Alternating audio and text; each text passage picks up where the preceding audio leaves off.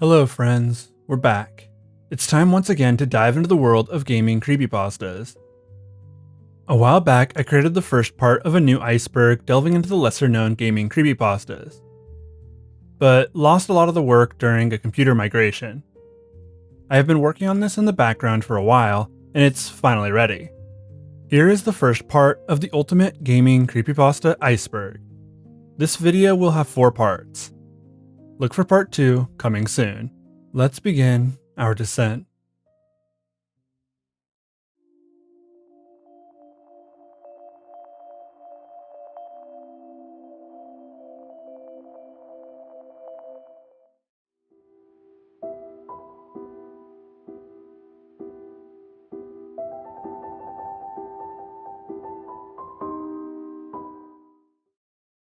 What You Deserve is a creepypasta written by Lyndon Bree. The story focuses on a girl reliving memories while going through her old laptop. The story was uploaded to the Some Ordinary Gamers wiki in 2014. The story begins with the narrator connecting an old laptop to a monitor. The laptop screen was broken but still functional. It had been nearly a decade since she'd seen the computer, and she was excited to see all of her old work and art on it. The last time she'd used the laptop was when she was 12, which she remarks was not a good time in her life. Upon booting up, she's greeted by the default background and folders full of old homework assignments. This is all a front though, as she was actually failing school at the time. She had spent more time surfing the web and playing games than doing schoolwork. She recalls this all solemnly while looking at the broken laptop screen. Returning my focus to the point of this, I start checking out the computer files. I was right to think I'd find sentimental data on here. My first works in Photoshop, the horrid attempts I'd made at drawing anime, silly videos such as cartoon clips where I synced the characters to songs, even the entire code for a website I'd created, but never got the chance to launch. None of these creations are impressive, but they're still important to me. I hadn't had much experience with using computer programs at the time, so creating such things had been quite difficult. I remember putting so much effort into those projects, causing myself almost unbearable frustration as I had tried so hard to become better at what I liked. Even now, many years later, I still hurt a bit thinking about the distress it caused. Don't get me wrong though, I don't regret the efforts I made to create those silly things. I had learned a lot from it. Still though, I feel like all the pain I went through caused something inside of me to break, and that broken piece still lies in these deceivingly inconsequential things from my childhood. The narrator continues browsing and discovers a strangely named file. It was named PHS2A0XI43N. Inside were a bunch of Sims 2 videos.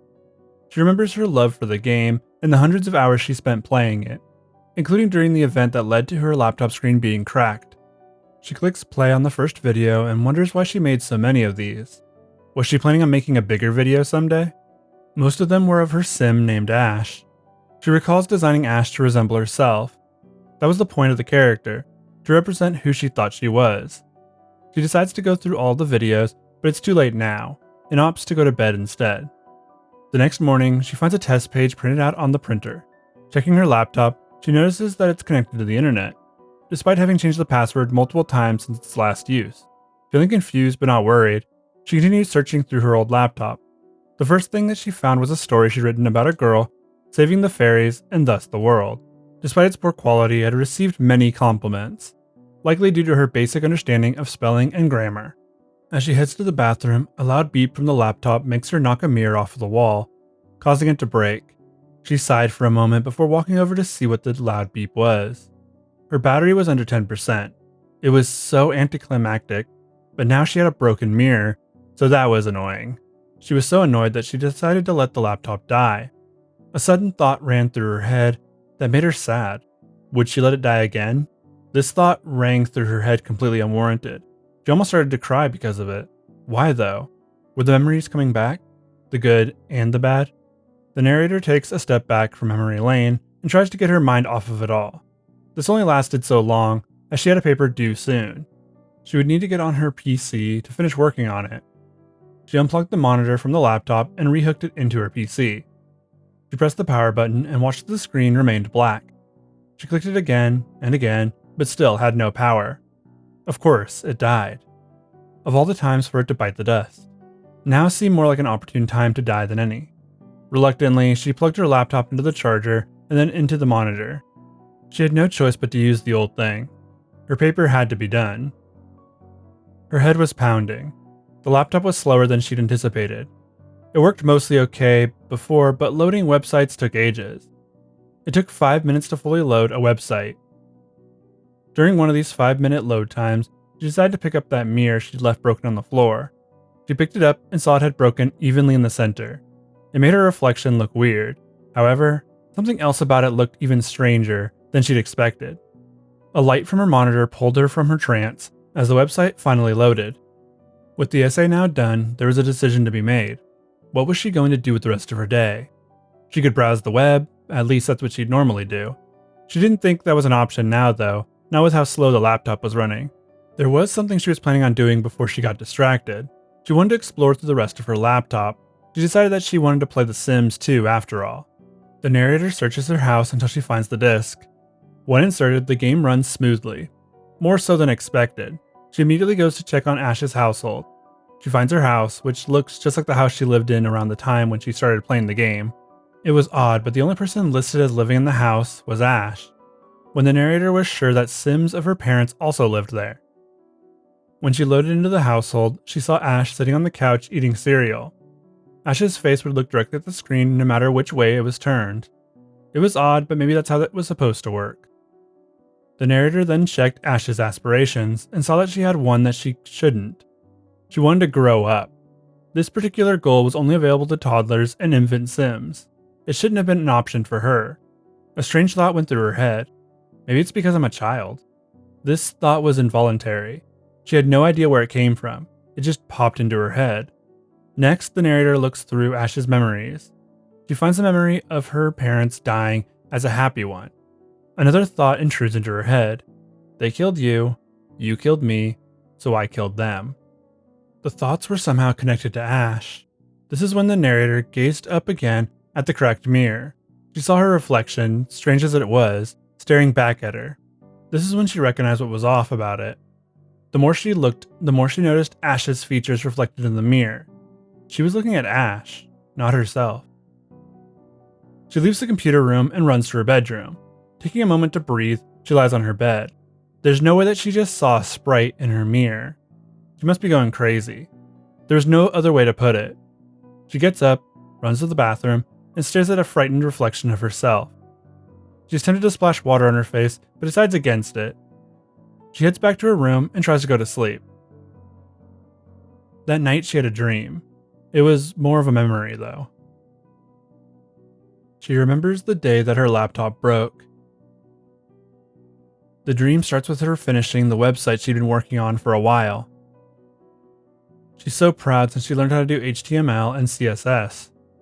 The website was basic, but she was still proud of it nonetheless.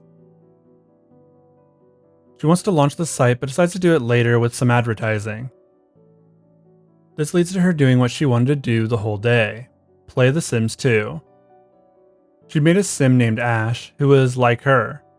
She also made her parents, but they weren't exactly like her parents. You see, the Sim parents actually liked her.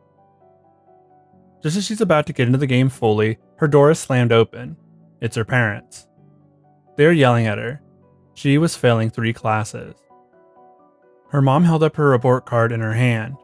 She yells again when she doesn't get an answer. She replies yes. Then an argument ensues. Not really an argument. She defends herself by saying that she doesn't understand it. She asks questions and she still doesn't understand the material. She begins to cry.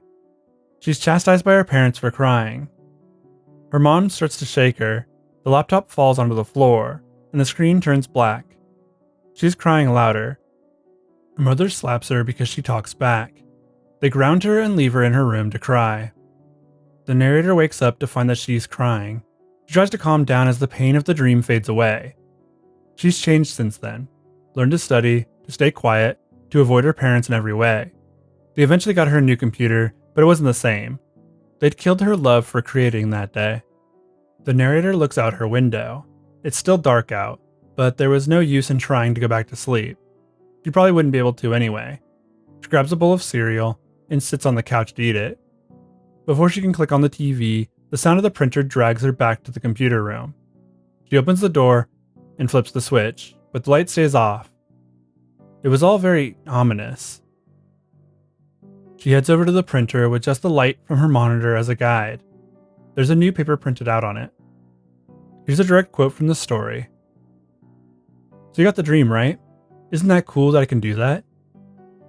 It was the first time, too. Not like I can even do much being in the attic forever. How could you? You left me. You locked me up and hoped I died. You wanted freedom, so that's what I want. But no, I'm stuck here. At least it's my favorite place, but still. You of all people should understand, but maybe I forget when I'm older." Well, did you forget then? Forget that locking me up is the worst possible thing? You must have. You went and locked yourself up too. But you left me behind, to be alone. I wanted to be alone, but not like this. I never thought I'd be inside of a computer. It's so silent. I can't control much either. But I can do something. Like print things out. I even made Sims videos. Not that I can do anything with them. Oh yeah, I took Ash by the way. She's too old, but she's me now. I'd much rather be the real me, but you made sure that wouldn't happen, didn't you? Is there even a real me anymore? Anyway, you said you don't believe in magic. Explain this then. Printers don't talk to people. Mirrors reflect your present self, not your past. But that hasn't happened. Magic has happened. I happen. My existence itself is magic. It has to be because what else could it be? Anyway, I ramble a lot. The whole point of this was to convince you I'm real, and I want to know why you hurt yourself. The narrator starts to hear the voice of Ash in her head. She demands to know why it happened this way. Why was she locked up? Why wasn't she allowed to be happy? The anger is seeping into her thoughts from the voice of her character. She looks in the mirror and notices the cracks on the exact same pattern as the ones on the laptop. She looks around and sees the objects look different. They all look like they do in The Sims. Her head begins to spin. She sees Ash. Ash approaches and pulls a knife. She plunges it down into the narrator's chest. There's a dull pain, but when she looks down, she sees nothing. There's no wound at all. She notices that she's back in the computer room. There's one final message on the printer. You can't change the past, but I can't change the present. You decide how your past shapes you, but I'll always be here. You won't forget age 12, and what you deserve. What You Deserve, a Sims 2 creepypasta, is a little more of an emotional story than a scary one. It's clear to me that the narrator is going through some strong emotional responses as she digs into her past. All of this appears to be happening in her head, but it could also be true. The printer is the only connection to reality that is made. She has bad dreams, but those are memories, and she's been digging through her memories the entire story. The story was well written, but missed the mark on a few sections. It's mostly just not scary though. It's more emotional than anything. I feel for the character though, and that's important for storytelling as well.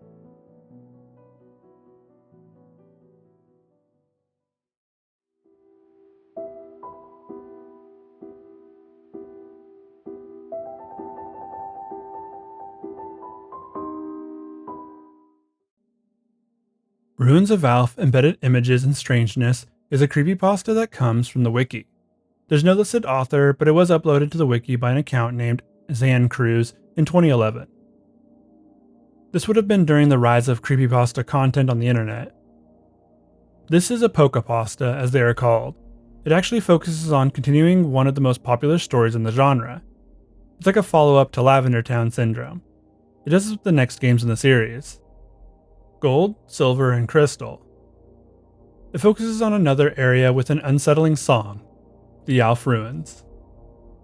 The story begins with a man named Ruben who claims to be very interested in subliminal messaging. He then begins talking about the move Curse being added into the Pokemon game starting in the second generation. He says not to judge a book by its cover or by how it sounds initially.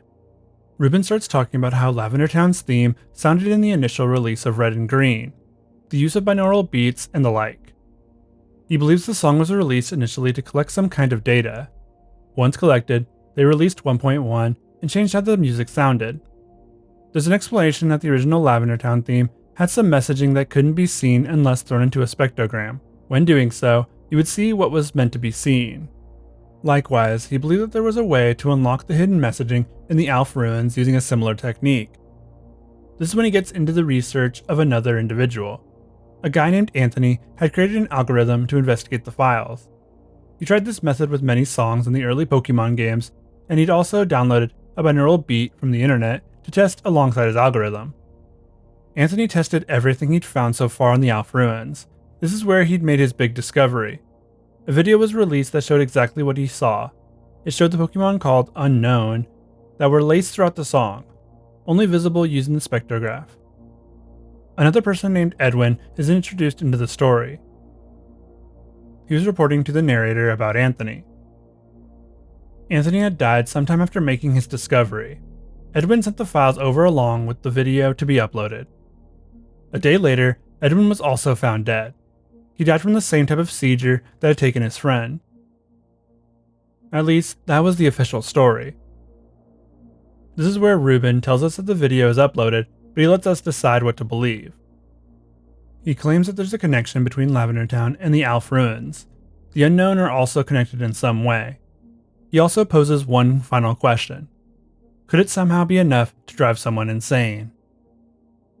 This is a classic Pokepasta. It came out over 10 years ago, which is kinda crazy to think about. It doesn't do anything new, like a lot of these stories. It focuses on continuing the original thought behind Lavender Town Syndrome, but nothing beyond that.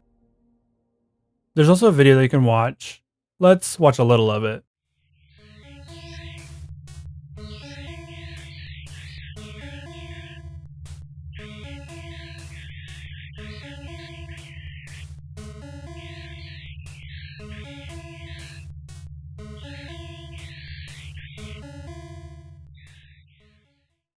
So it's pretty similar to what was done before. Not that I don't like it. I think the original Lavender Town was interesting and unique. It was played up a bit too much and incredibly unbelievable, but fun nonetheless. The story kind of lacks that charm though. It is reassuring to know that Pokemon has so much eerie music to pick from though.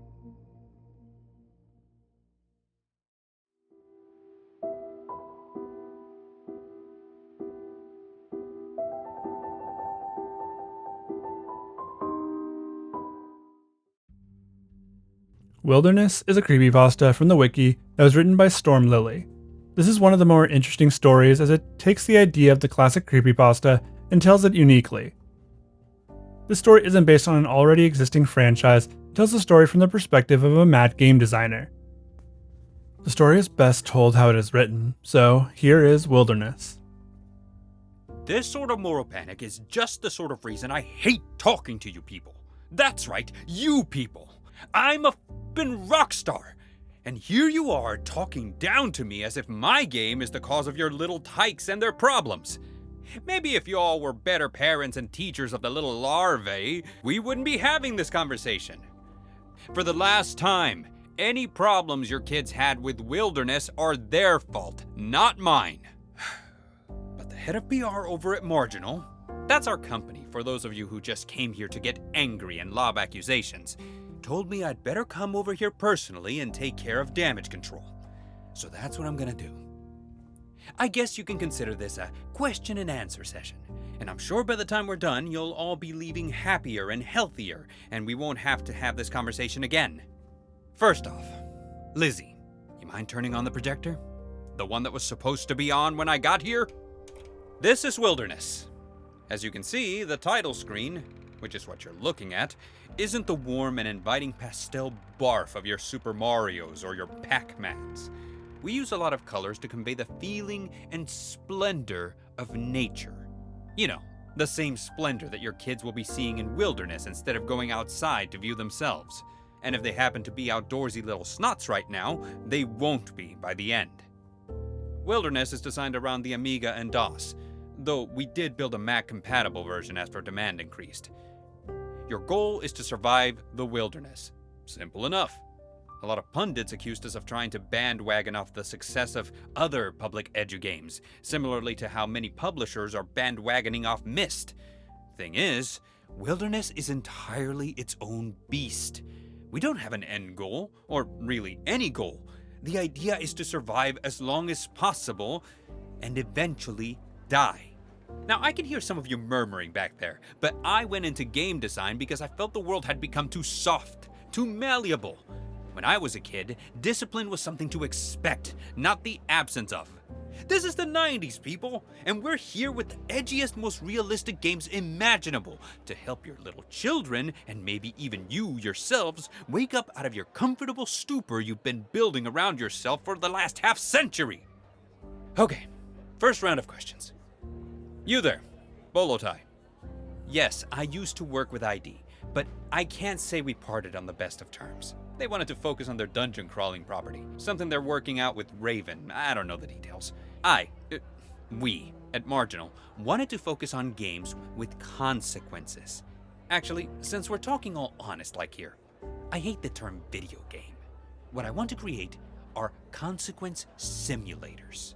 My experiences at ID gave me an appreciation for tight level design though. And when we move on to the demoing phase, I'm thinking all of you who've played games before will appreciate the smooth transitions Wilderness has to offer. No. I'm not expecting you to play a full game here. Trust me, I want to get out of this room even more than you do. That's actually a pretty good question to lead into the next segment and get you some of the answers you're looking for. We were plagued with a lot of production problems during the development of Wilderness, and I won't pretend otherwise. A lot of the complaints you've got have been from the full motion video portions of the game, and I'll address those in due time. You wouldn't believe some of the problems we had to put up with. On game start, you create your avatar, your in-game persona. We wanted it to be so that kids would first try to create themselves. There are a lot of occupations, a lot of off backgrounds, but just between you and me, none of them matter. Just like none of your backgrounds matter. In the end, we put them in to create a sense of attachment between players and their characters. Since we couldn't really customize the look of the player too much, we rely on this to build a sense of feeling that isn't just some nameless person. This is you. You're greeted by our actors, all FMB. We've got about 10, is that right? 10 people the player can choose to bring with them, but they can only bring a total of 4 people. We were already developing on a strict deadline, so imagine if we had to refilm the same scene for every possible combination of people. It would have been impossible. You get some food, some clothes, some tools for survival, and then you are told to explore.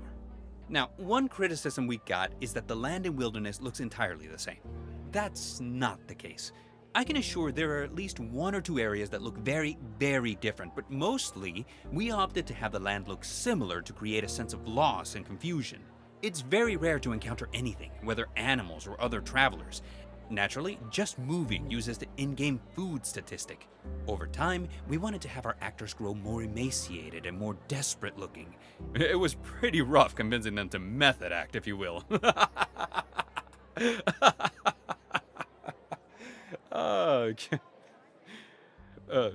Still, I think you can see the results. At first, the mood of the group is optimistic. You've got no destination, no plan, but you have food, tools, and friends. Then, things start to go sour. We've got in-game relationship counters between members of the group. Little things like who ate the most food last rest period, who scored the big kill while hunting, what religion or ethnicity the character is. Don't look so shocked. These things make people fearful, hateful, envious. In our world, they make people kill. Pretending otherwise is just the sort of compromise on quality we at Marginal would never take. You get only the most visceral, the most real from Marginal games. Remember that, because your group does. My favorite part of the game is how you'll start to see your little group fragment in the camping scenes. 2 people on the right, 3 on the left. Suddenly, everyone is off by themselves, haggard and without food. You haven't seen an animal for days. You're hungry, starving. You've run out of food. You don't really like, say, that guy immediately to your right, bolo tie. So what do, right? Of course, we had a lot of historical inspiration for some of the actions the player can choose to take, so I don't want to hear any criticism from any of you. Speaking honestly again, you don't know what you're talking about. What? You're a professional history teacher? I don't give a... Because you don't know what it was really like. What it is like. So, if you'll kindly just shut up until the presentation is over. Yeah, that's better. Right. Where was I? Problems. We had a lot, and I do mean a lot, of problems with this game. Accidents on the set, for example. This one turned out to be a blessing in disguise, actually. Jed, one of our FMB crew, actually lost his arm in a filming accident. We got the footage and digitized the lost arm as a possible accident consequence scenario. Actually, that lost arm turns up all over the place. As an in-joke, one of the pranksters in our imagery department placed it at random locations around the map, hidden under other objects. The player will never see it, but they might recognize it subconsciously. See, we had a lot of trouble making sound effects that fit, but our sound director got this amazing buzzing sound. I have no clue what it's supposed to be, that plays whenever you mouse over the arm or a recently deceased group member. So the players associate it with death, and when they hear it just randomly around the map, I wonder what they think of. The compression artifacts where the blood splatters were make me laugh every time. We could never get rid of those. Geez, lighten up. We got permission from Jed and the hospital to use the imagery. I've got no idea what you're so fed up about. Sure, most of the staff walked off shortly after, claimed they were on strike, claimed they'd been worked in abominable subhuman conditions, treated like walking meat, but guess what? We didn't need them anymore. You take a look at the scared, frightened faces in Wilderness, and you see the real world. Yep, you if you think we'll take another lawsuit lying down. That's why I'm here, and if you can't see how brilliant my game is, then I'll carefully rip out your face. We've been clear? Jesus! You're practically as ill-informed and doughy as the little pukes you call children. What's the point? I'll tell you what the point was. We put the player in a position where they can't win, where they have to be brutal, be real to survive.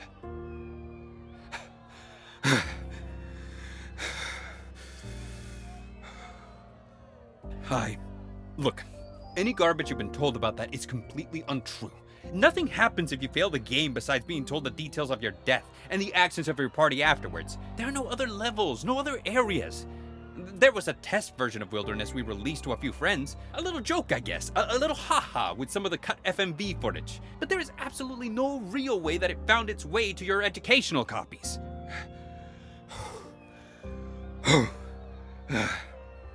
They must be lying! What do you mean you've seen proof? Anyway, I'm telling you that there's absolutely no proof that it doesn't matter about the content in the brutal survival area. Because we cut it from the children's copies, and even if we didn't, they need to see it! They need to see it with their eyes open! No more questions. I have nothing more to say.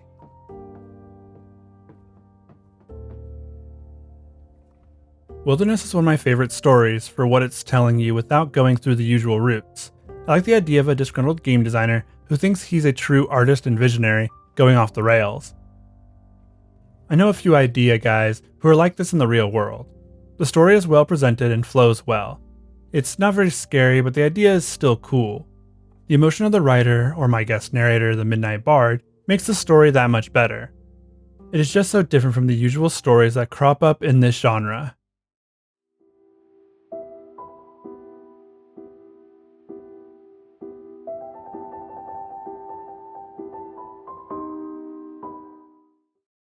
BEADDICESKY is a creepypasta uploaded to the Some Ordinary Gamers wiki in 2013. MLA Today uploaded the story, but no one is listed as the author on the site. This story follows a college professor who teaches game design. They have a memorable game that one of their students made, one that will change their life forever. The story begins with their unnamed narrator talking about how they run a computer development class. His class is always focused on teaching students how to code and the like, then would eventually teach his students how to code a game in full. The narrator used to give a special assignment at the end of one of their classes. He would give the students a bunch of old game ROMs. These ranged from Super Mario Bros. To Final Fantasy. The goal was for the students to edit these ROMs into a new game by the start of the next semester. Over the years, he's had mixed results with what his students have made. Some were complete remakes of other styles of games mixed, while other times they were just a reskin with very few new elements incorporated. Sometimes they were even horror games, or at least games meant to scare him, which they rarely did. That is, except for one student. It was late in the term and the assignment had been given to a smaller class. It was comprised of 10 students, 6 boys and 4 girls. The announcement of the assignment had made for a mixture of excitement and dread, a clear sign of not very confident students. A few questions were asked about the themes and requirements for the project. The narrator stated that the game should be as far from the original as possible. Just changing Sonic's sprite from a hedgehog to a gopher wasn't going to be enough. They were given full reign to be as creative as they wanted to be, though. As the class ended, the professor pulled one student aside. His name is Tom, at least for this story it is. He was the problem child of the class. He was incredibly intelligent and easily able to do every assignment, but he was very socially inept. His last 2 projects hadn't been on par with his previous stuff, so we asked him if everything was alright. Tom told him that it was. He was even really excited about the new project. He had an idea for an original game that he said would be very interesting to play. This intrigued the narrator, as he'd turned in some already pretty impressive games. The narrator had a policy of keeping himself available for the first month over break.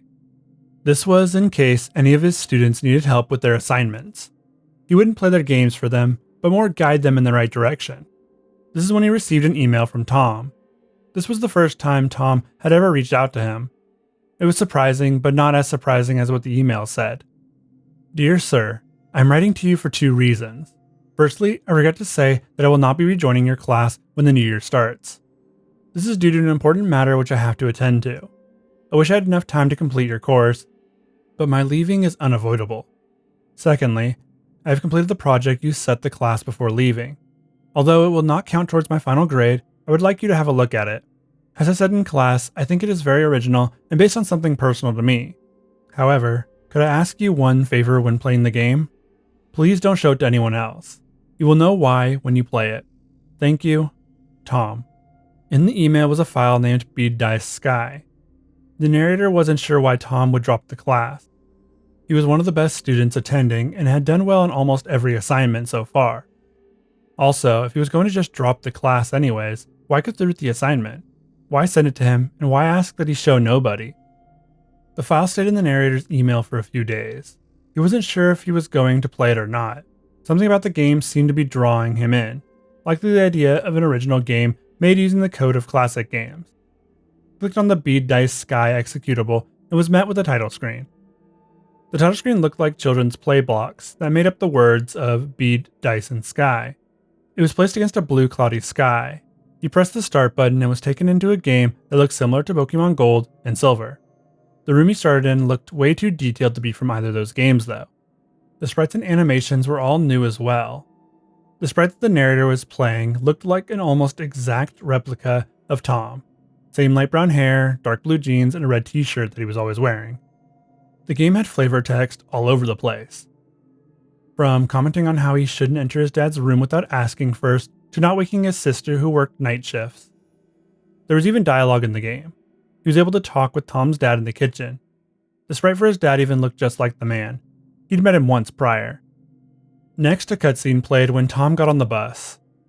He was heading to school as stated by the conversation with his dad earlier. The game was bright and colorful, but for a second it wasn't. There was a frame glitch when Tom's sprite closed his eyes. The screen became a black void, except for Tom himself, and there was a bit of static. It happened so fast that the narrator figured it to be a glitch. This next part gives the narrator a slight bit of concern. Tom arrived at the school and walked up to a large billboard. The school was 1-to-1 accurate. It was so close to reality that you could probably use the game as a guide to get around the school. Every bench and tree was perfectly placed. This part concerned him, but the next part made him panic. An objective appeared on the screen. Find Becky. Becky was another student in the class. She was a girl that the narrator had caught Tom staring at a few times. She was smart, but not very good in the class. She asked Tom for help a lot. Pressing on, the narrator noticed the gameplay style had changed. It went from Pokemon to Metal Gear, a stealth game. All the sprites on screen had a cone in front of them, and it was clear that you needed to avoid their line of sight. That weird glitch showed itself again, but only if Tom was caught. It would send Tom back to the start of the level each time. When Tom finally reached the top of the screen without being noticed, the objective changed. Follow Becky without being seen. This was very concerning. The goal was to get close enough to Becky to hear what she was talking about, but you also had to avoid getting caught. It was a stalking game. A few text boxes that appeared as you got closer started to paint a picture of what it all meant. Becky mentioned that she had the house to herself that weekend, as her parents were going out of town. She was inviting another friend to come over to hang out with her. The following section takes the control away from the narrator. You watched as Tom entered a perfect recreation of his classroom. Every student had a matching sprite, and the professor even stood at the front of the class. He gave his entire lecture in-game, and it was word for word accurate as well. The class ended, but the objective didn't. Tom still needed to follow Becky without being seen. The game transitioned out of the classroom into a house where Becky ran inside with her friends. There was a flash of blue that showed Becky's house with Tom outside. A black screen transition took us to a scene with Tom sitting on his bed. The light was sparse in the room, so only the outlines of objects could be seen. The screen flickered a lot more now. It seemed to portray a different world, a dream world. Tom got out of bed and the narrator was once again in control. He took Tom out of the house, and this is when he ran into a new sprite and a new character altogether. The sprite looked close to Tom's, but it was darker overall. The character named Tristan spoke. He accused Tom of flaking again. He said that he never did anything right, that he couldn't be trusted to actually do what needed to be done. He was telling him that he needed to get up and do it now, whatever it was. Another cut to black and Tom was standing outside of Becky's house. The narrator had to play the game again here. He walked around but couldn't leave the area. Walking up to a window, he clicked interact and was taken inside after a short black screen transition. Standing inside the house was Becky. She told Tom that he needed to leave or she was going to call the police. There was a discussion, but Tom's sprite didn't display dialogue. Becky went for the phone and a battle scene started. The scene was straight out of Pokemon. One side had a very pixelated image of a girl in floral pajamas. Their names were displayed with health bars, but no numbers to go along with them. There was only one option, punch, which the narrator pressed. Several commands appeared on screen during the battle, such as Becky used run, but it failed. Becky used struggle, but it failed. Tom used strangle. All of this while saying he was sorry. During the fight, Tristan would keep yelling at Tom to continue hurting her. After the battle ended, Tom's sprite said sorry, and then he could be seen running away. As he did, the title of the game lowered from the top of the screen. BEADDICESKY was on those same blocks. Each of the blocks started to twist into something else. Becky is dead. This was the most chilling piece of text the narrator had ever seen in a video game. He turned off his game, called the police, and took his laptop in. He needed to know if Becky was really dead. Several months after the events that transpired that night, the narrator is collecting his thoughts. Tom had been found hiding north of town in an abandoned house. He was charged immediately after all of the evidence was taken in. He was found guilty not long after, with the narrator giving his testimony at the trial. He refused to make eye contact but could feel Tom's eyes on him. The body of Becky was found not far from the school. She was buried in a shallow grave. Tom had claimed that he was told to murder Becky by an accomplice named Tristan. No records indicate this person exists at all. His dad claimed that Tom suffered from schizophrenia, but that it was controlled by his medication. The narrator since has gone into the witness protection program. He was afraid of what might happen to him if Tom ever got out. There was also something else that distressed him, something that was attached to the email he was sent by Tom. From the official report, while looking over the data in the game, researchers found a picture file showing the deceased in the woods where she was buried. Her face was heavily bruised, bloodied, and her clothes torn, presumably from the attack. Inside the email was a folder with an image titled, "I'm sorry.jpg." He's never opened the file or the image for fear of what it might be, though, if he opens it, he can be rid of Tom forever. BEADDICESKY is a very cool idea for a creepypasta. It's not something that we haven't seen before. We have several pastas with similar storylines. We have Pale Luna and Sonic 3 Hacked for starters. That doesn't take away from how well done this story is. I really like the inclusion of a game created by the user. It's something that a few gaming creepypastas have done with varying degrees of success. I think it works well here. It feels like something that could happen, but probably won't. Most people won't make a game to incriminate themselves. Though the reason he does so might be so he can turn himself in. Maybe he was fighting with his violent side, Tristan, and this was the only way he could regain control. This is why he says that he's sorry throughout the story and sends the game to his teacher anyway. What I want to know is what that last image was. Was it the same image of Becky dead in the grave, or was it something else entirely? Let me know what you think it could be, down in the comments below.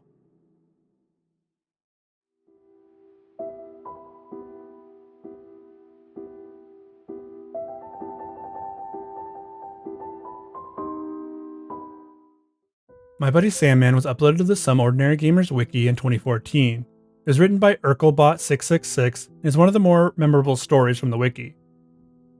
This story has always stuck out to me in the sea of gaming creepypastas that were popular in the early 2010s. The reason My Buddy Sandman stood out to me is because of the art that accompanied the story. There is, for instance, this screenshot that looks like the demon creatures, censored for my viewers, of course. Also, there are several images of women in this story, all pixelated but also censored by the creator of the story. Let's read through this story together and see why it might have stuck with me in the years since I've read it. In the early 90s, when I was attending Penn State University, I knew a man named Sandman Archibald Bundeford. Yes, that was his honest-to-God real life on the birth certificate, on the driver's license stitched into his underwear birth name. I thought that the names that celebrities were giving their kids these days were awful, but this kid had a stupid name before stupid names were chic. I always figured his parents were flower children, and named him while on some kind of acid trip.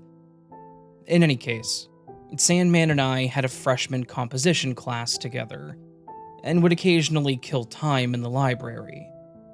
He was a nice guy, 17 years old if I remember correctly, mulatto, mixed race, shy but friendly, and always carried around the biggest laptop computer you would ever want to see. At that time, it was pretty impressive to see someone with what was considered to be a portable computer. I would sometimes see him with his nose to the LCD screen, analyzing some code, or scrutinizing the pixels of some image he was trying to edit. Sandman hung around with some older students who were either interested in or taking classes in computer programming, film, graphic design, his current major, and photography, while I gravitated toward the other freshmen in the world literature courses I took. I was, however, kept in the loop as to the progress of a project that Sandman and his pals were working on. He would talk to me sometimes about this game he was helping them make. From what I gathered at the time, it was a mixture of text-based horror and point-and-click style dungeon crawler they were calling Warlock, with an E. He was wildly excited about being involved in this project, and would get almost giddy when he talked about it, grinning stupidly while assuring me that Warlock was going to be the next big thing in gaming. I always humored him, although, in reality, I thought the whole thing was sort of a pipe dream. There was progress being made, though, as he would sometimes show me bits of what the team had accomplished thus far. It looked okay, but I didn't quite see how it would achieve the popularity of which he was so sure. The premise was a simple one. Get through a dungeon, collect items, fight baddies, save the princess. You know the drill. The hook, however, was that this was going to be an adults-only game, with digitized photos depicting graphic violence and nudity. That adult theme was the gimmick that would serve as the selling point, getting grown-ups to pick it up, and teenagers to lust after it. I guess I couldn't really argue that sex and violence sell. Sandman's contribution was to help with the digitizing and editing of the photos to be used in the game. Lots of blood and guts stuff, like you would see in Fangoria magazine, of which Sandman usually had a copy. He let me, or more accurately made me, borrow a tape to watch one time, on which he had recorded his favorite bits of movies like Mondo Cane, Faces of Death, and various Italian cannibal films, which is apparently a genre. Pretty sick stuff. Not my cup of tea, but nothing unheard of. For a few weeks, I was hearing lots about Warlock, and how underground gaming was going to break into the mainstream. But gradually, Sandman's excitement seemed to wane. I eventually asked him about the progress of the game, and he said that all he knew was that it was in development. A few days later, I saw him fervently working at his monolith of a laptop again. When I inquired, he stated that the game was getting a graphical overhaul, and he was in the process of digitizing and cleaning up a few new grisly photos. I chuckled and wished him luck. It was later in the month, after spring break, that I met up with Sandman in the library after a statistics class. When he saw me approaching, he let loose the toothiest grin I ever saw from him, and he proudly held up a 3.5-inch floppy disk. He reminded me of Lady Liberty, towering high with her torch in hand. I sat next to him, and he proceeded to tell me that the beta version was playable and almost ready to shop around to distributors. He opened his laptop case and handed me one of a stack of about a dozen floppies. "Here," he said, "take this home and let me know what you think." "Sure," I agreed with a chuckle, adding, "I hope my computer has enough juice to run it." After a few days of, "Did you play it yet?" from Sandman, I finally got around to checking out what I was told would be the best-selling game of 1992, the year by which they were sure they would have mass distribution. On a Thursday evening at home, I popped the floppy disk into my Packard Bell and booted her up into DOS. The setup ran smoothly, and was finished and configured in about 10 minutes. Upon launching the game program, I noticed that the title screen looked fairly professional. Maybe I had underestimated the ragtag band of artists and coders who, according to the startup screen, were calling themselves Tesseract Solutions. More rad misspellings to distinguish themselves as an edgy, forward-thinking upstart. I smiled to myself after reading the all-caps-locked message, explaining that this game was not intended for anyone under 18 years of age, despite being created by kids barely that old. I selected a new game and hit return. A text box popped up telling me that I had to rescue the Queen's handmaidens from a dungeon before some ritual called the Bloodening occurred. Oh, man. The Bloodening? Really? This was going to be interesting. I hit return again and started the game. The interface looked pretty fresh and user-friendly, which was nice. The graphics were nothing to write home about. I noticed the mouse cursor was a blood-soaked arrow, and I appeared to have a few items in my inventory. I clicked the up arrow, which prompted the forward command and came to a figure in a dark cloak. It was nice to have the option of either entering text commands or clicking with the mouse. The hooded figure gave me a dagger, which, of course, was stained with blood, and I continued. Not having a list of text commands didn't seem to affect my gameplay, as almost every command I used seemed to work. I figured they must have loaded a lot of variables into the command section, which was a nice touch for those of us who haven't played many text adventures. After coming across a wooden chest and obtaining a spellbook, I learned a lightning spell. I was starting to wonder when I would get to the digitized photos that Sandman had been working on. Eventually, an enemy appeared and I battled him. The skirmish was uneventful. I took some damage and then defeated the foe. When I killed the enemy, the display area went from showing the dungeon ahead to displaying a crudely digitized photo of a red face I assumed was my enemy after his defeat. It was a strange and somewhat off-putting image. I guess this is where they're going to earn that 18+ rating, I thought to myself. Hitting any key or clicking anywhere seemed to remove the photo and bring the dungeon back. I explored some more and came across a guy in a wizard cloak and hat. He asked if I was friend or foe. I typed friend, and he proceeded to call me a liar and engage me in battle. I could tell this game wasn't shooting for any points intellectually, I attacked him a few times and finished him off with the dagger. I was rewarded again with another picture of a bloody face. The color palette the designers were using really didn't lend itself well to that kind of digital photo display. Through the mess of gray, black, and red pixels, I could tell that the face being shown didn't look anything like the wizard I had just battled. This was a matter of content over form, and the content was simply shock value. After receiving another spell and a key from the wizard, I continued my search through the corridor of the labyrinths. Honestly, there weren't even very many wrong turns or pitfalls. I guess they just wanted to keep pace pretty action-packed. I eventually came to a set of iron bars and used the key I got from the wizard on them, and what I saw next caught me off guard.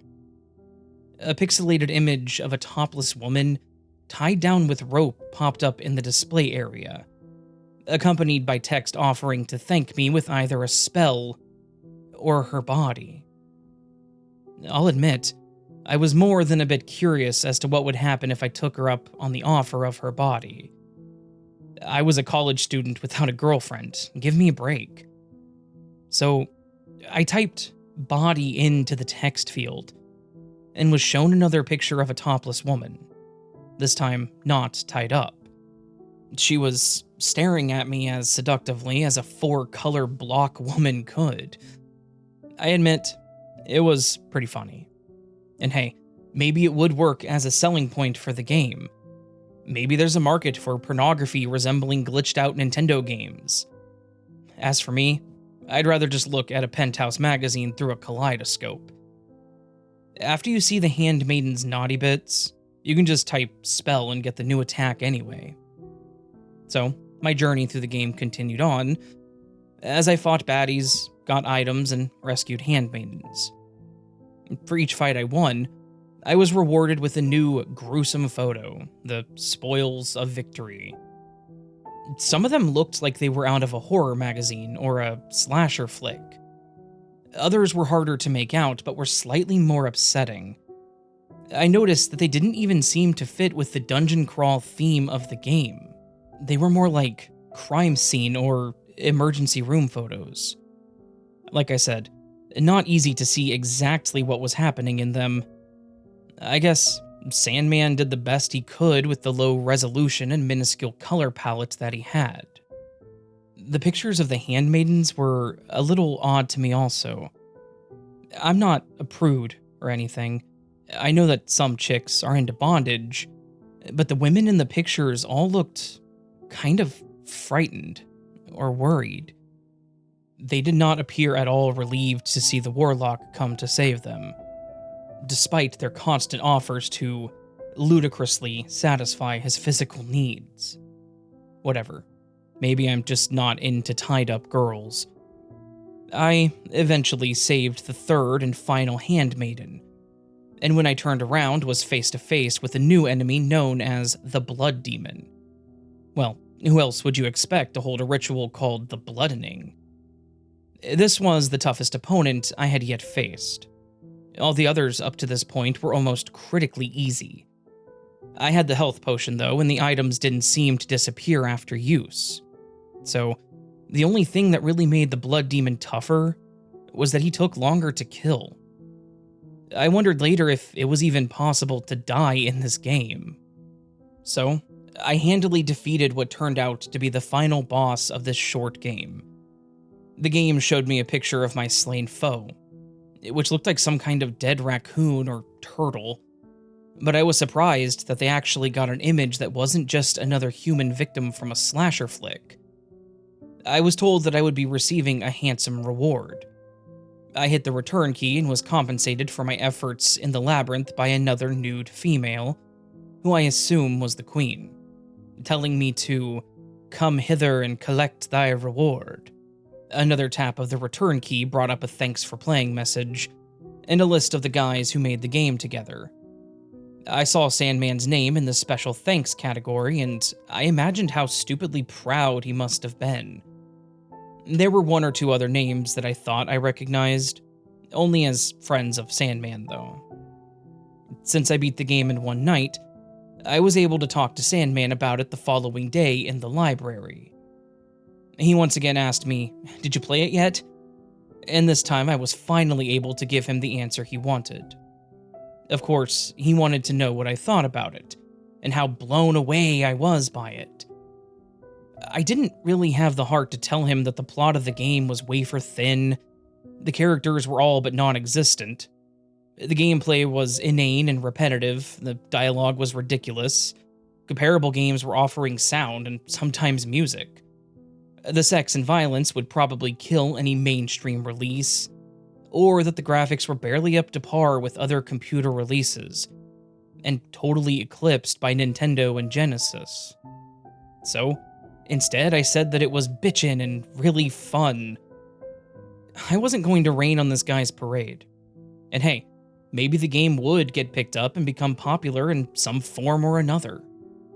The fact remained that this group of college kids actually did put together a playable computer game that worked and might garner some attention. That's more than a lot of young programmers can say. When he asked, I told him that the digitized photos looked really good, and would probably be a lot better as computer technology improved. He agreed, and continued to talk my ear off about all the work that he and the others at Tesseract had done, and how this was only the beginning for them. Finally, he had to go to class, and I was spared having to hear about adjusting the resolution on the in-game photos for the third time. From that point on, his mania seemed to level off, and we got back to talking about things other than Warlock. But after several weeks, it was actually me who brought it up again. I asked what was going on with the video game.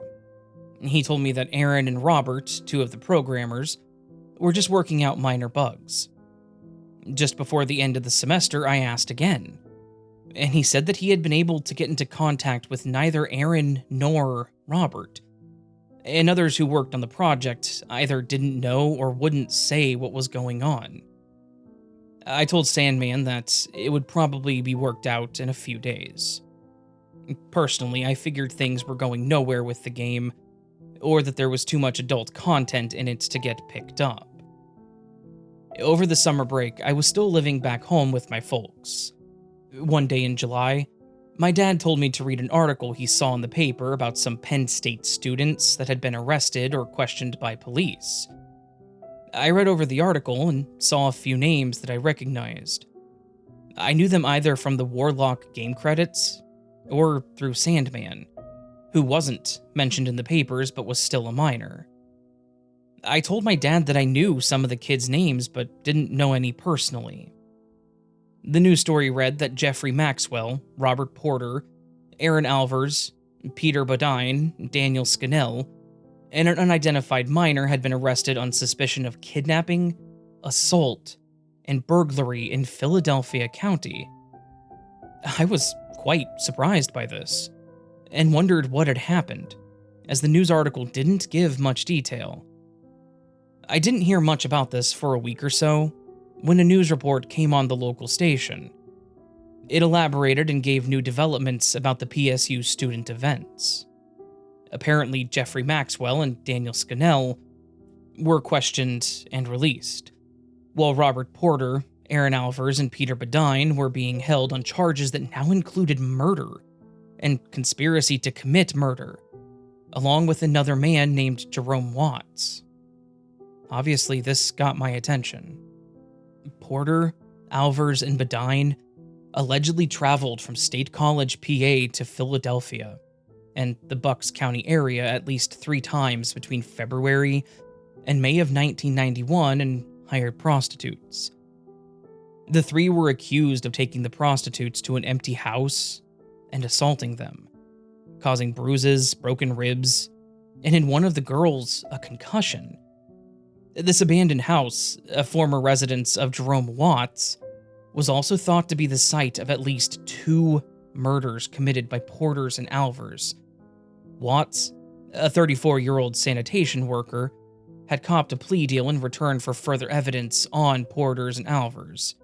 Bodine was still being held on conspiracy.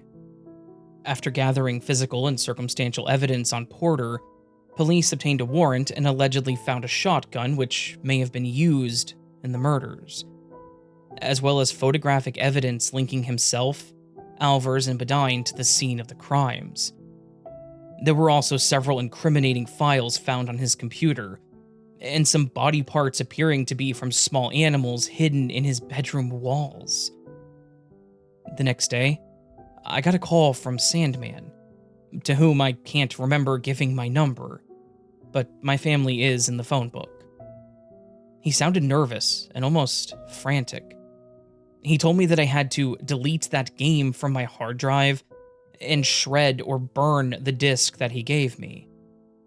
I told him I saw the news and asked him what the hell was going on. Still sounding shaken, he said that he had no idea where the photos he had digitized came from. I swear, I thought they were just from Fangoria and some titty magazines. He choked out. And some of them were. I swear to God, some of those dead people were just special effects from movies. I know, I've seen them. I told him to calm down and that he had nothing to worry about. That he couldn't have known what he was doing and the police would realize that when he was questioned. He seemed to be settling down a bit, but said he had more calls to make. I told him that probably wasn't a good idea at this point. He just said, yeah, and hung up. That was actually the last time I ever spoke to Sandman. I had heard that he transferred to Penn Tech to finish school. I can't blame him. PSU's main campus is a big place, and I'm pretty sure almost everyone would have been eyeing him, as well as the other members of Tesseract Solutions. And I never asked him nor anyone else about which of the photos in Warlock were from horror movies and titty magazines, and which ones, well, weren't. I didn't want to know. I still don't want to know. I deleted the game from my hard drive, but I couldn't remember where the disc was. I actually found it not long ago, and couldn't resist the temptation to play through it again. Incidentally, it never got picked up for major distribution, if you can believe it, but there must still be a few copies floating around. I remember how silly I thought it was back in school. It didn't seem silly this time, though, and I kind of wished I hadn't replayed it. I wonder whatever happens to those guys. I know that Jeffrey Maxwell and Dan Scannell got off with extended probation, and Aaron Alvers and Pete Badine served 6 and 4 years, respectively. Bobby Porter is still in the penitentiary, I think. I guess in this day and age, it would be easy enough to track them down and see what they're up to. It seems kind of morbid, though. I do still think about that quirky mulatto kid from freshman comp, though. How hard could it be to track down someone named Sandman Archibald Bundeford? My Buddy Sandman is a story that captures the era in which it was written very well. There's an energy to older gaming creepypastas that is hard to come by these days. Hearing about people making games and the hidden creepiness within has always been an interesting concept to me, and that is in a lot of these older stories. This story in particular does a good job of portraying itself, especially with the art attached.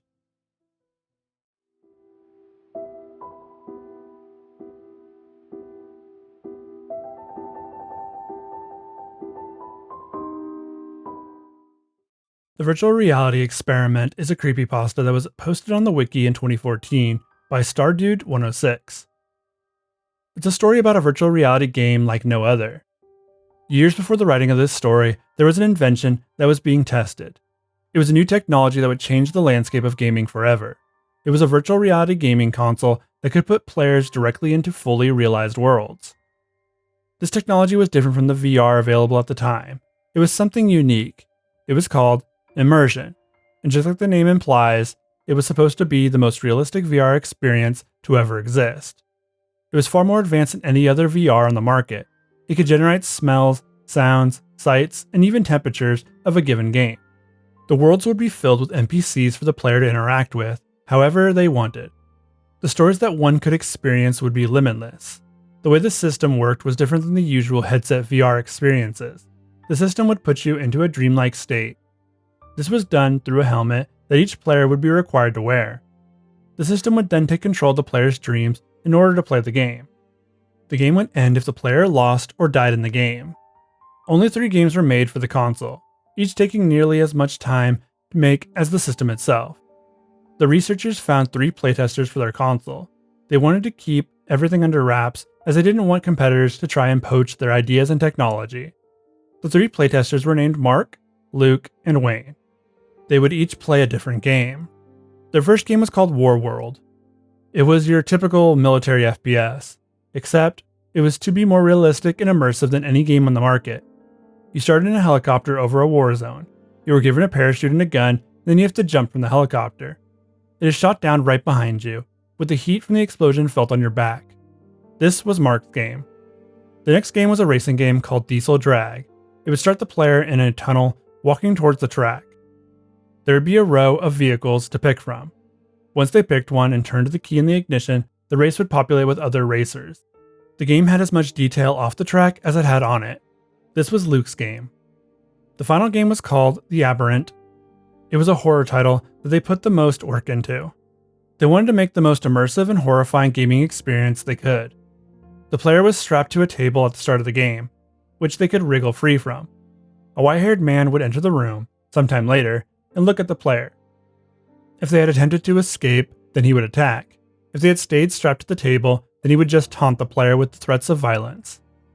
It was up to the player how they escaped the table and the small room that they were trapped in.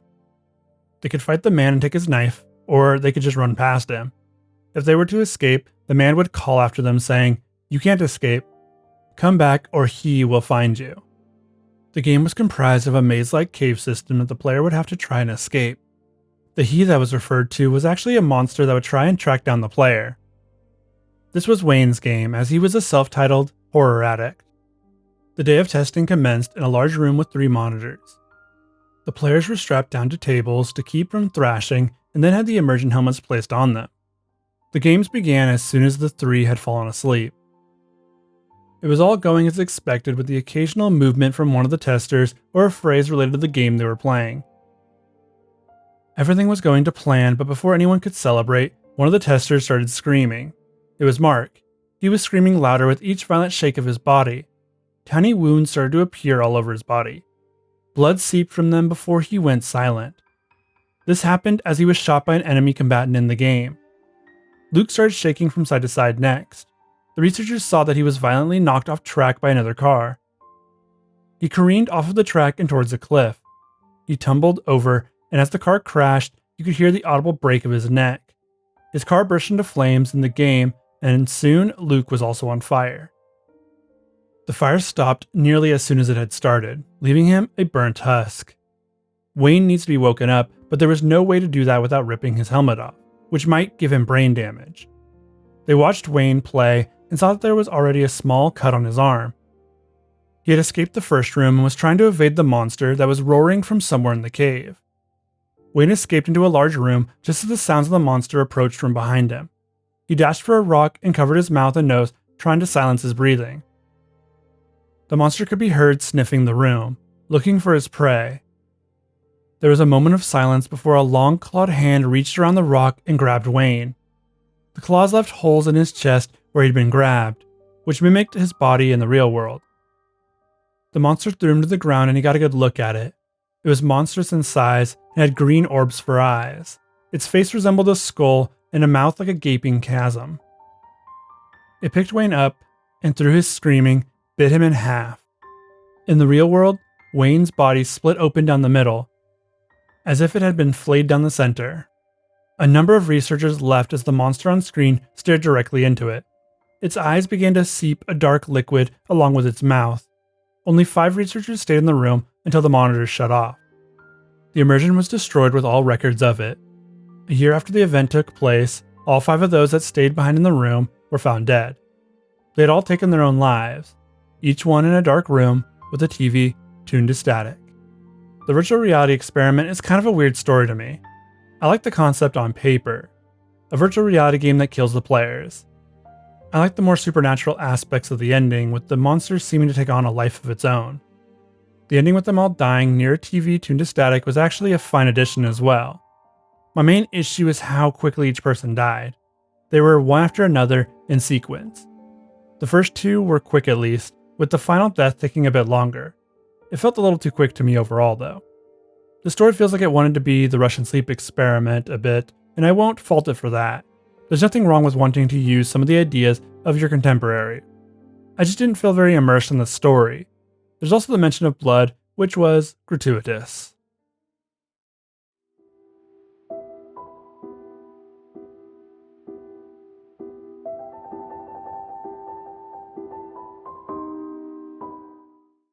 It was a nice day outside, especially just after a week-long storm. I'd spent almost every Saturday in my local game shop, Slackers. The place was just local, I think. I hadn't seen any of the other stores. The shelves always had new weekly stock to check out. They even had music sections that I would occasionally browse. The owner of the store was pretty nice, at least 30 or so, pretty laid back. I'd just gotten a Game Boy Color, which was a bit after its release, 2000, so I went, as usual, to the Game Boy cartridge section. There was an interesting cartridge on the very top shelf. I was only 12, so I couldn't quite reach it. I found the stool that was kept around here somewhere and was finally able to reach it. The cartridge was hard to take off the shelf, almost stuck on there. After about 30 seconds of prying, it finally broke off. The cartridge was still intact. The cartridge had no label, just simply written in Sharpie, free. I basically just shrugged and asked the owner about it. "Is this game free?" I said with a surprised look. The owner took it from me and just shrugged as he saw the label. "I guess it is." He then handed it back to me and then went back to reading his magazine. I put the cartridge in my pocket as I began my usual round of the new stock. All the usual stuff, Pokemon, Kirby, stuff like that. After I realized I couldn't buy anything anyhow, I went home. All the way home, I was strangely intrigued by the blank cartridge. I was ready for anything. When I got back to my room, it was just as I had left it, a typical 12-year-old's room. Spider-Man posters left and right, supplies ready for school on Monday, and my old clear Game Boy on the bed. I jumped into bed and popped the cartridge in. While I was loading, I was expecting some crappy game that never took off. The menu was what looked like an 8-bit field of grass, a setting sun in the distance. There was also no title, just in big bold letters, Start. I pressed Start and was almost instantly placed on a flat plane. The sun in the menu was now at the very top of the screen. My character had a hat and a t-shirt on, pretty pixelated. I began to walk forward with the arrow button and soon encountered a block. I touched the block and instantly died. I was taken back to the menu. During the next game I played, the sun seemed lower by about a pixel. I figured out that A was jump, so I jumped over the first block that killed me. The same process happened for about a minute, finding a block then jumping over it. I counted a pit after a while, just 1 block wide. Seeing no challenge, I jumped. I hit some sort of invisible wall and fell into the pit. I pressed the start button on the menu. The sun seemed about 3 or 4 pixels lower now. Nothing too odd. It just unnerved me a bit. I arrived at a pit, which seemed to be the one I came to earlier. I got over the pit this time, feeling a bit accomplished. After a bit of walking, I came across a sign. The sign was very detailed for a Game Boy Color game. The game told me to press B to read the sign. Don't let the sun set. The sun, by what I had noticed, had been setting more and more each game. I wondered what happened if you let it set without completing the game. I just touched the block over and over and over again, each time the sun setting more, the screen getting darker. My heart was racing. I felt so rebellious, which was a mistake. The sun finally set, the screen almost pitch black. I touched the block and died again. The next time I played, it was broad daylight in game. I just began to walk and walk and walk. I seemed so interested in absolutely nothing. I felt myself getting absorbed into the game. I was just walking. So one day the world blacked out. I was placed in a game store and waited to be picked up by a kid again. I was picked up and played. Interesting kid. So I was walking. Then I ran into a block and died. The next kid suffered the same fate, but I felt a decade-long spell being lifted as he did so. I was free.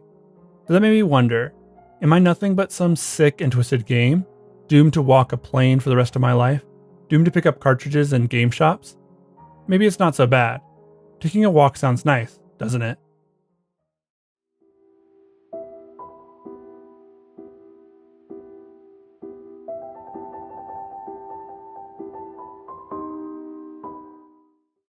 The Depths is a story that was posted on the Some Ordinary Gamers wiki in 2022 by a user named Demon Master. This was not the first place the story was uploaded, but I can't find an earlier version. There was a reading on the channel much before 2022, as Mutahar stopped doing creepypasta readings in 2022. The story starts with a question. Have you ever heard of a game called The Depths? It was a game that floated around the US as bootleg copies from 2006 to 2007. Few have reported knowing about the game and even fewer playing it. No one even knows who developed the game. The game has been finished by few, as it is known to scar those that do. Those who installed the game reported not being able to uninstall it. It would even copy itself all over your computer. It would appear in random files all across the computer. The game setting is supposedly a snow mountaintop. Most players would fall off the mountain while fighting the snow and die. There is an actual path that you're supposed to take. You need to find a bolted door below where you start. Opening that and jumping inside will have you start the real first part of the game. The player will fall for 20 seconds into the pitch dark room below. Once at the bottom, there will be a light at the end that they must walk towards. If you were to ever turn around during the walk, they would get a glimpse of a monster retreating back into the darkness. You can never get a good look at the thing and just need to keep moving forward. The light leads to the next room. This one's walls are covered in blood and there's only a flickering light for illumination. A faint whisper has been heard all throughout this area. This is the area where most of the players quit. After a while, a pile of dead bodies will litter either side of the room as you traverse it. Their mouths will be open and they'll be mumbling something indistinguishable. The eyes of the dead will open, but nothing but darkness will peer from behind them. The sound in the game will grow very loud at this point. It'll continue to get louder as the player tries to escape the cacophony of voices. They can't pause the game at this point either. Then a man will appear, an old man with his torso ripped in half. His eyes are missing and his smile is wide. His mouth is full of old blood and his leg is replaced with a metal pipe. The man proceeds to cut the player in two with a pair of scissors. He says, "Just like me," and screams the last word. The player is forced to watch the bloody scene unfold. They cannot move. The final scene is the player being taken down the long hallway. At the end of the hall is the creature from before, the one that's stuck to the shadows. It moves closer until it takes up almost the entire screen. It lunges at the player and the game ends here. Reportedly, players that got all the way to the end reported the adverse effects it had on their mental health. The effects weren't long-term, but it was something they would never forget.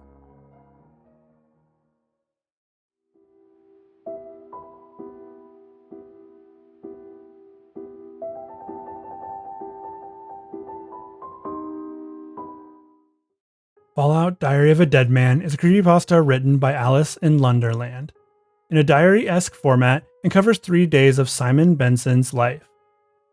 Benson is living in the year 2077 in the universe of Fallout, a very unfortunate universe to live in.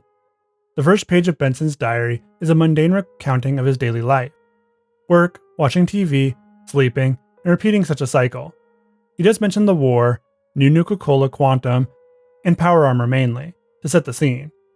The second page of Benson's journal describes the sudden descent into chaos as the bombs were dropped.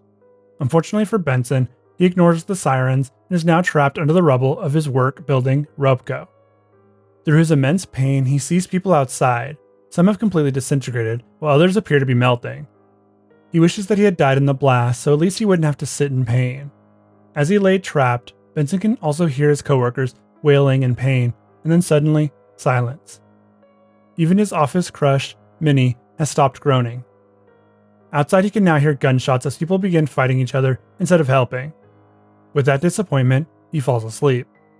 In the final page, Benson writes that he knows death is near. He grieves the loss of his and others' lives, but is relieved that he will die from his injuries instead of dehydration. He still hears people wailing and shots being fired, but they are distant now. Through his delirium, he pinpoints the culprit of this war, the people at the top and their corporate greed. He begs for whoever finds his journal, maybe in 200 years when the vaults open, please to try and not make the same mistakes they had. With that, we can only assume Simon Benson succumbed to his injuries, as there are no more entries. If anyone from the vaults happened upon Benson's journal, let's hope they took his warnings seriously.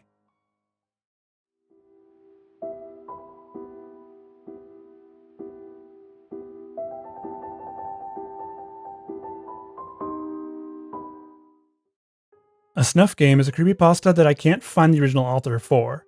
I found the story on a wiki called the Hopeless Night Owl Sandbox Wiki. The story begins with our narrator talking about a game they found on Facebook. The game seemed normal, so we clicked on it, and was brought to the website for the game. It was created by a studio called Twisted Gaming. The company logo was a red skull with horns, so nothing unusual really. The game had you take on the role of a sniper. You were deployed to some random Midwest town and told to take out targets. The targets were all zombies that had been infected and were trying to spread the infection through bites. The game was described on the website as using a revolutionary new technology that would propel role-playing into the next generation. This sounded interesting, even if the plot of the game was razor thin. He then proceeded to kill several of his targets. There was something odd he noticed after the first kill. The first person he aimed at looked oddly realistic. The world of the game had okay graphics, but the targets were very detailed. The way they moved was also very detailed, almost to a disturbing amount. Every time he got a kill cam image would appear on the screen to show a close-up of the body. This happened with every kill he got. You could also see the wounds that he inflicted on each target. Level 2 came up after completing the first. This one was different from the first though. All he had to do was fly a drone into a building holding the terrorists that were making the zombie virus. Doing so greeted him with a different kill cam photo. This time it showed a building on fire. Something odd the narrator noticed in the last image was that he could see a weird suit on one of the targets he killed. They looked like the suits that were worn by actors in The Polar Express and Gollum in Lord of the Rings. The next day, he saw a report of a drone strike that killed civilians. He ends by saying that this is why he wants to stay anonymous. This is such a weird story to cover. There's a weird attempt to make this sound realistic, but also not at the same time. The original story isn't very long and does a few things to spice up the story, but I'm not sure how effective it was. It wasn't a bad story, but it could have been better, especially with it being a Facebook game and all.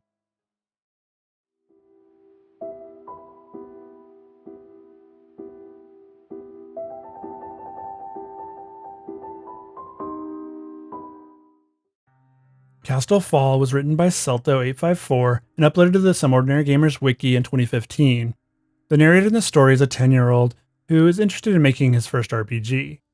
After saving up enough money from chores, he finally obtained the RPG Maker software and got to work.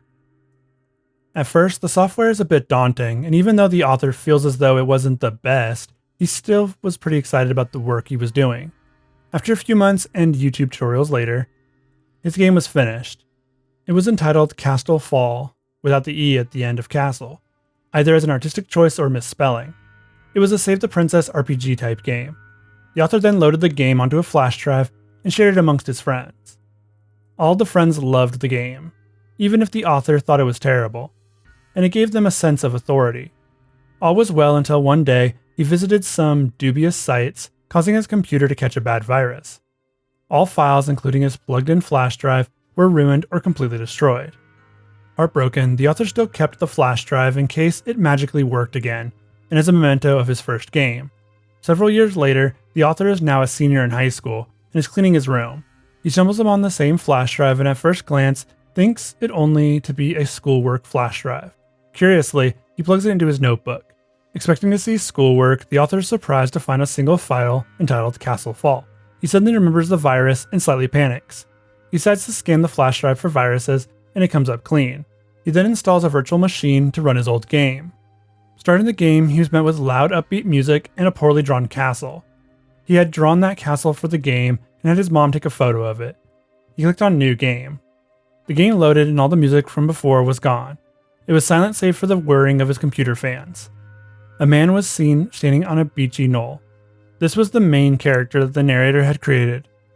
All around him were water tiles and a few dead pixels here and there.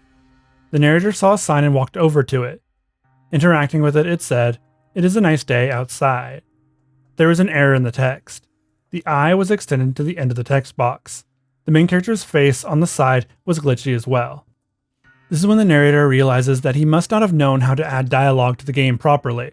Every new area had a sign that he needed to read. Each one was as glitchy as the last. They're trying to tell a story, but that was all lost in the muck of glitchy text. That wasn't all. The sprite for the main character would also glitch. Mostly his sprite would be missing part of it. It would appear on different parts of the screen. It was mainly his torso that would be glitching out as well. He arrived at the castle and saw that it was also glitched. Entering, he saw the king standing at the center of the large room. Talking to him was no help, as his text was also jumbled. He did mention a door, so the narrator went that way. Talking to the king again, he was able to piece together a little of the dialogue.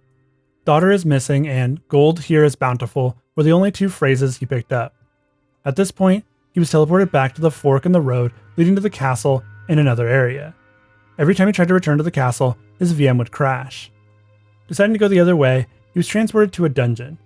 It was hardly such, as his 10-year-old self hadn't been able to figure out that much. It was more just an area with lots of lava tiles. The area names were also corrupted now, it seemed. The narrator eventually came upon a chest. The chest, when opened, separated the screen into two different hued halves. The item inside the chest was called the Heart of Darkness. It was hard to tell what it was since the screen was tearing and freaking out. The narrator leaned back in his chair, staring at the flickering screen. He would wake up a while later to messages from his friends asking where he was. He must have fallen asleep at his desk while playing something. He realized it was his game and something was happening on screen. His character was talking to someone. It was the princess, and she was thanking him for saving her. When had he done that? His head hurt from the sound that was now emitting from his speakers, a low grumble of a sound. The narrator shut off his VM and then his computer. He took some Tylenol, then grabbed the flash drive and chucked it at the wall. He felt like his head was swimming. This would be the last time he ever thought about making a video game. CASTL follows a story that has so much potential but falls short in many ways. Firstly, there are screenshots in the story that connect to the game, but they don't convey anything really. The only one that I think works is the last image in the story. Second, there's just a lot of nothing happening here. The game was corrupted by a virus that he got from going to dubious websites. That doesn't explain why this flash drive has a corrupted version of his game that has changed so drastically. It has become an almost spooky creepypasta game, but it's not quite there yet. The story progresses very slowly with no real payoff at the end. It's not all that scary either, which is a letdown because it could have been. It's not that bad all things considered, but a slog to read through.